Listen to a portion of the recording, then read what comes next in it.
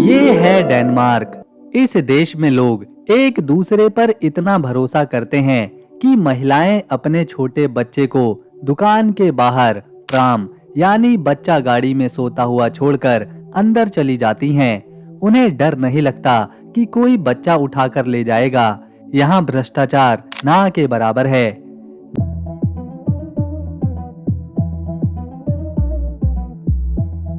Denmark के सकाजेन इलाके में दो बड़े समंदर जैसे नॉर्थ सी और बाल्टिक सी आपस में मिलते हैं, लेकिन चमत्कार ये है कि इनका पानी एक दूसरे में घुलता नहीं, बल्कि बीच में एक साफ लकीर दिखाई देती है।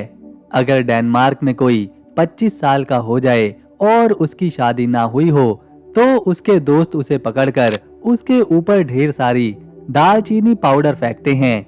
ये एक मजाकिया सजा है कुआरे रहने की। आज जो डेनमार्क इतना शांत देश है, वहाँ के लोग पुराने जमाने में बहुत खतरनाक वाइकिंग योद्धा हुआ करते थे। वो अपनी समुद्री लूट और बहादुरी के लिए पूरी दुनिया में मशहूर थे।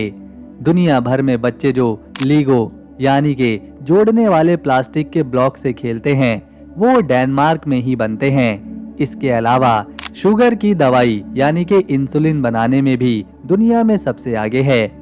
यहाँ की राजधानी में इंसानों से ज्यादा साइकिलें हैं। यहाँ साइकिल चलाने वालों के लिए अलग से बड़े बड़े हाईवेज बने हैं और उनके लिए अलग ट्रैफिक लाइट होती हैं। अमीर हो या गरीब, सब साइकिल से ही ऑफिस जाते हैं। डेनमार्क में एक पुराना मगर अजीब कानून है कि गाड़ी स्टार्ट करने से पहले आपको गाड़ी के नीचे झुक कर देखना पड़ता है।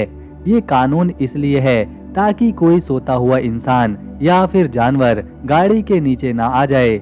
आज जो आप और हम अपने फोन में ब्लूटूथ चलाते हैं, वो डेनमार्क की ही देन है। इसका नाम डेनमार्क के एक पुराने राजा हेराल्ड ब्लूटूथ के नाम पर रखा गया है, जिन्होंने अलग अलग लोगों को एक साथ जमा किया था, उन्हें आपस में जोड़ा था, जैसे आज ब्लूटूथ करता है। कोपेनहेगन शहर के बीच में क्रिस्टियानिया नाम की एक जगह है। यहाँ के लोग खुद को डेनमार्क का हिस्सा नहीं मानते और उनके अपने अलग कानून और झंडे तक हैं। राजधानी में ये मोहल्ला बिल्कुल अलग ही लगता है। मॉडर्न साइंस की दुनिया में डेनमार्क का बहुत बड़ा हाथ है। यहाँ के साइंटिस्ट नील बोर ने बताया था कि एटम यानी के परमाणु कैसे काम करता है। उनकी इस खोज के बिना आज की न्यूक्लियर एनर्जी और इलेक्ट्रॉनिक्स की दुनिया बिल्कुल नामुमकिन होती। डेनमार्क पूरी दुनिया में पवन चक्की यानी के विंड टरबाइन बनाने में सबसे आगे है। ये देश अपनी जरूरत की लगभग सारी बिजली हवा से ही बनाता है और बाकी देशों को भी इस तरह की मशीनें बेचता है। डेनमार्क दुनिया का एक ऐसा देश है जो लगभग बिल्कुल सपाट है। यहाँ की सबसे ऊंची पहाड़ी भी सिर्फ 170 मीटर की ही है। इसका मतलब है कि आप कहीं भी खड़े हो जाएं, आपको दूर दूर तक सिर्फ मैदान और समंदर ही देखने को मिलेंगे। अगर आपको अब तक वीडियो पसंद आ रही हो तो इसे अपना एक प्यारा सा लाइक करके और चैनल को सब्सक्राइब करके हमारी मेहनत को सफल बना दीजिए। आगे इस वीडियो में हम इस देश के बारे में और करीब से और गहराई से जानेंगे, जैसे इसका भूगोल, इसका इतिहास, राजधानी, लोगों के जीवन जीने का तरीका, हैरान करने वाली बातें और साथ में देखेंगे कुछ बहुत ही सुंदर जगहों को भी। ये है डेनमार्क देश।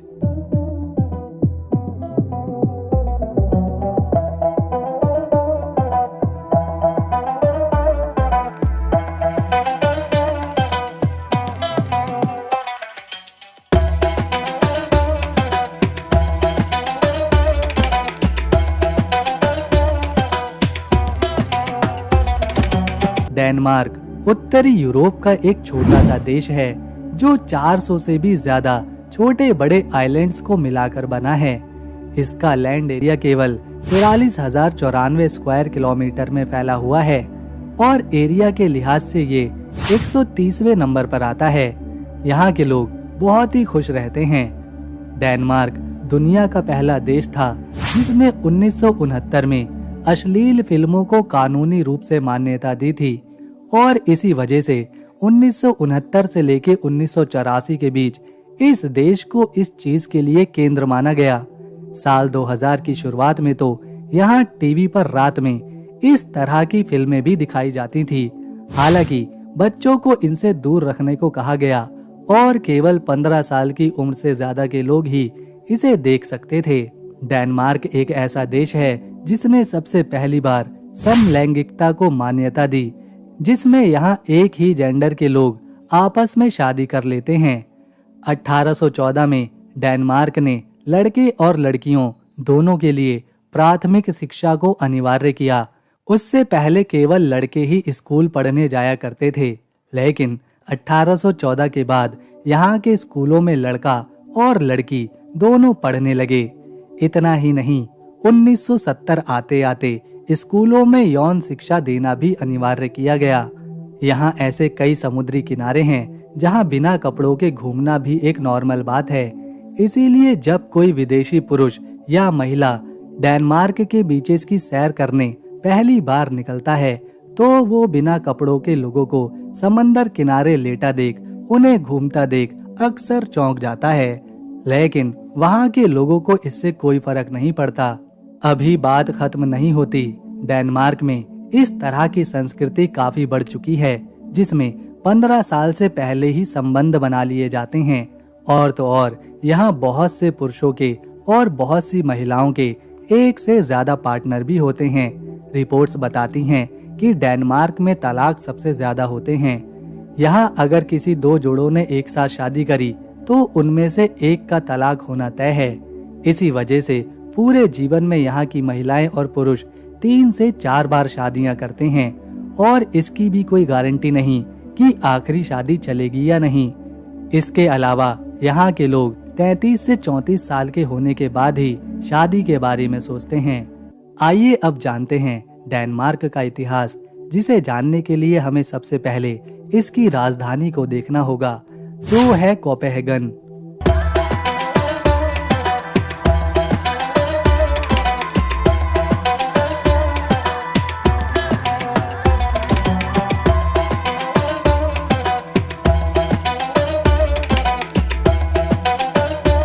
लिखित रूप में इस शहर को 12वीं शताब्दी में बसाया गया था। बिशप एप्सलॉन ने 1167 में कोपेनहेगन को एक महत्वपूर्ण बंदरगाह के रूप में विकसित किया था। उन्होंने हवंसबर्ग किले का निर्माण करवाया, जो शहर का आधार बना। कोपेनहेगन का नाम डैनिश शब्द कॉपमेहन से आया है, जिसका मतलब है व्यापारियों का बंदरगाह। ये शहर शुरू से ही व्यापार का केंद्र रहा है। समय के साथ कोपेनहेगन पर कई शासकों ने राज किया। डेनमार्क के राजवंश, खासतौर पर ओल्डेनबर्ग वंश, उसने 15वीं शताब्दी से शहर को अपने कंट्रोल में लिया और फिर 1443 में कोपेनहेगन को डेनमार्क की राजधानी घोषित किया गया। बाद में डेनमार्क के राजाओं जैसे क्रिश्चियन IV ने शहर को सांस्कृतिक और प्रशासनिक केंद्र बनाया। इन्होंने कई किले भी बनवाए, जिसमें रोसेनबर्ग कैसल और बोर्सन जैसे ऐतिहासिक भवनों का निर्माण हुआ। 18वीं और 19वीं शताब्दी में कोपेनहेगन ने आग और युद्धों का सामना किया, जैसे 1807 में ब्रिटिश बमबारी, जिसने शहर को काफी नुकसान पहुंचाया। फिर भी ये शहर दोबारा उठ खड़ा हुआ और औद्योगिक क्रांति के दौरान खुद को तेजी से विकसित किया। 20वीं शताब्दी में कोपेनहेगन आधुनिक बना। मेट्रो सिस्टम और साइकिल फ्रेंडली सड़कों के साथ एक हरियाली से भरपूर शहर दिखाई देने लगा।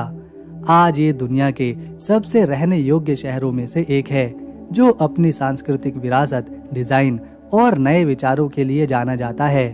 कोपेनहेगन का बंदरगाह अब भी अर्थव्यवस्था का महत्वपूर्ण हिस्सा है और ये पर्यटन और व्यापार का केंद्र बना हुआ है।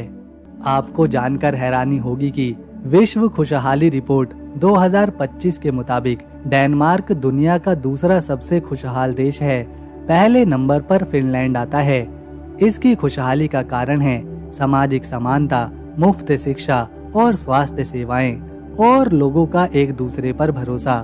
हालांकि डेनमार्क में लोगों को टैक्स ज्यादा देना पड़ता है, लेकिन बदले में उन्हें सारी सुविधाएं मुफ्त मिलती हैं, जिससे वो टेंशन फ्री रहते हैं। ट्रांसपोर्ट से लेकर इलाज, पढ़ाई से लेकर बुढ़ापे में अच्छी पेंशन, सब कुछ टाइम पर मिलता है। डेनमार्क के लोग 7 दिन में केवल 37 घंटे काम करते हैं। यानी एक दिन में लगभग 5.5 घंटे, फिर चाहे इसमें कोई ऑफिस का काम हो या फिर मजदूरी का। ये है डेनमार्क का सबसे प्रसिद्ध किला, क्रोनबॉर्ग किला। इसे एल्सिनोर कैसल भी कहा जाता है। ये डेनमार्क के सबसे महत्वपूर्ण ऐतिहासिक जगहों में से एक है। इसकी नींव 1420 के दशक में राजा एरिक 7 ने रखी थी। तब ये एक छोटा सा किला था। 1574 में राजा फ्रेडरिक II ने इसे एक सुंदर किले में बदला, जिसे आज हम क्रोनबर्ग के नाम से जानते हैं। ये किला 17वीं शताब्दी में डेनमार्क की शक्ति का प्रतीक बना। 1629 में आग लगने के बाद राजा क्रिश्चियन IV ने इसे दोबारा से बनवाया। क्रोनबर्ग को साल 2000 में यूनेस्को की विश्व धरोहर स्थलों में शामिल किया गया। ये विलियम शेक्सपियर के नाटक हैमलेट की भी खास जगह है, जिसके कारण इसे विश्व साहित्य में प्रसिद्धि मिली। किला कई युद्धों जैसे स्वीडन के साथ संघर्ष का गवाह रहा और आज भी ये किला डेनमार्क की संस्कृति और विरासत का प्रतीक है। पूरा देश घूमने के बाद आप यहाँ की ताज़ी और शुद्ध हवा के साथ साथ प्राकृतिक नज़ारों को हमेशा याद रखेंगे। यहाँ की सड़कों पर ज्यादा भीड़ नहीं रहती, लोग ईमानदार हैं और काफी शांत स्वभाव के भी।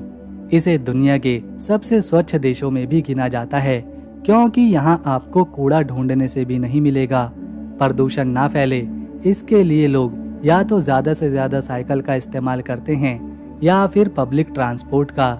जो कंपनीज और फैक्ट्रीज हैं वो भी अपना केमिकल या कचरा सीधे नदियों में नहीं छोड़ती, जिससे यहाँ की नहरें साफ बनी हुई हैं।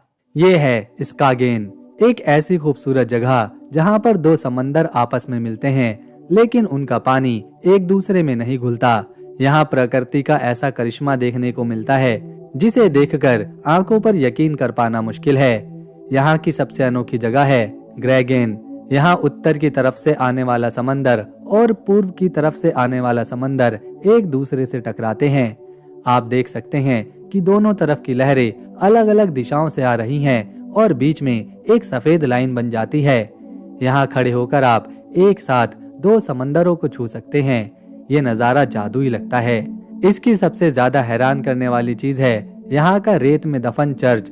करीब 200 साल पहले यहाँ इतनी तेज रेत की आंधी चली थी कि एक बड़ा सा चर्च धीरे धीरे रेत के नीचे दब गया और आज उस चर्च का सिर्फ ऊपरी हिस्सा ही दिखाई देता है। ये है मॉन्स क्लेंट, डेनमार्क के एक कोने में प्रकृति का बनाया हुआ एक सफेद रंग का अजूबा। यहाँ समंदर के किनारे सफेद चूने की ऊंची ऊंची दीवारें खड़ी हैं जो 7 करोड़ साल पुरानी हैं। जब सूरज की रोशनी इन सफेद चट्टानों पर पड़ती है तो नीचे समंदर का पानी फिरोजी रंग में चमकने लगता है। यहाँ की सीढ़ियाँ उतरकर जब आप समंदर किनारे पहुँचेंगे तो आपको महसूस होगा कि प्रकृति कितनी महान और सुंदर है। अगर आप इतिहास और रोमांच के शौकीन हैं तो यहाँ पर आपको पत्थरों में छिपे लाखों साल पुराने समुद्री जीवों के निशान आज भी देखने को मिलेंगे। इन चट्टानों के नीचे बसे समंदर तट तक पहुँचने के लिए डेनमार्क की सबसे लंबी सीढ़ी उतरनी पड़ती है। यहाँ 500 से भी ज्यादा सीढ़ियां हैं। यूनेस्को ने भी इस खूबसूरती और अहमियत को देखते हुए इसे खास दर्जा दिया है ताकि आने वाली पीढ़ियां इस प्रकृति के अजूबे को देख सकें।